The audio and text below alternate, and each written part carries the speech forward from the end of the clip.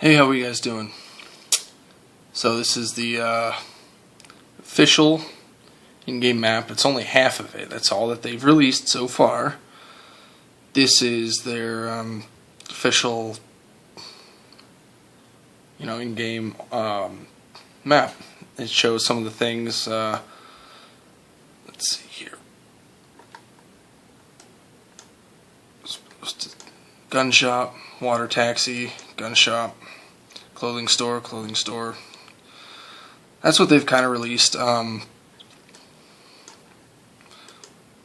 Obviously when I click this it doesn't do anything, but the map is folded in half here. If you can tell over on the side, it's Watch Dogs map of Chicago over there. And it's unfortunate you can't see the rest of the map. People have been drawing different variations of what they think the map is going to be based off of the gameplay, and it's obviously Chicago. It's not going to be the entire map of Chicago, or if it is, it's going to be scaled down because Chicago's like 173 square miles, I think, maybe 200, I forget what it is,